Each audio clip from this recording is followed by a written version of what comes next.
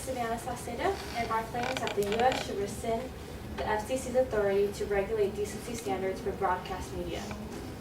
We have three secondary claims.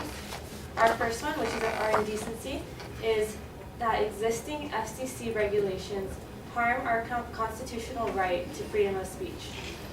Our second secondary claim is our significance, and it's the FCC is that the FCC regulations constrain free expression. Our third secondary claim is our solvency, and it's rescinding the FCC's authority would restore power to the people. The FCC is the Federal Communication Commission, and they regulate the censorship of TV, language, and internet, and they also restrict the internet as well. From the official FCC website, it says that it is a violation of federal law to air obscene programming at any time. It is also a violation of federal law to broadcast indecent or profane programming during certain hours. The existing FCC regulations constrain free expression, and it also restricts human potential. By rescinding the FCC's authority, it would restore power to the people, which would allow broadcasters to have their own choice of what they can and cannot air and at what times. It also requires parents to take initiative over their kids' upbringing. The Congress has charged the Commission, which is the FCC, with enforcing the statutory prohibition against airing indecent programming by means of radio communication, and the Commission has historically interpreted this restriction to apply to radio and television broadcasts.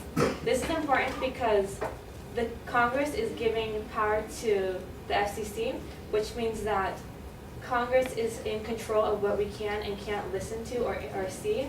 So they are kind of molding our perception or how we look at things, so which is shaping our perception and limits our original thoughts. So they're shaping our thoughts.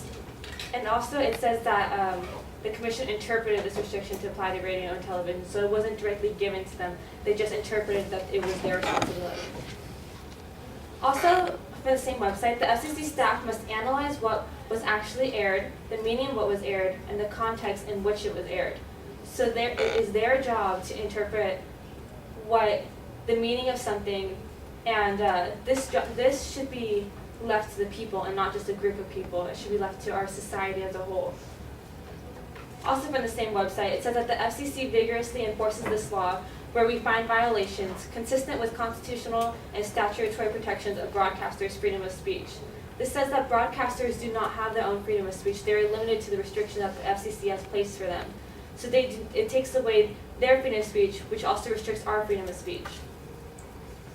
And according to Mike Aguilar in his article breaking down the net neutrality pros and cons, he said that not too long ago there was a court case where the FCC tried to use certain provisions of the Telecommunications Act of 1996 to control what broadband providers can and can't do, both to their customers and to the content providers their customers are trying to gain access to.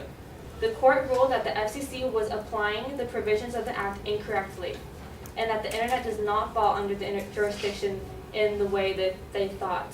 So that pretty much the FCC was trying to regulate the internet, and there was a court case done against them because they thought that they could do this because of the Telecommunications Act of 1996, but according to the court, they were going beyond their jurisdiction, so they were going outside their boundaries. So if they do this pretty much questions their credibility because they're constantly outreaching their boundary. And due to these reasons, this is why the U.S. should rescind the FCC's authority to regulate decency standards for broadcast media. Thank you.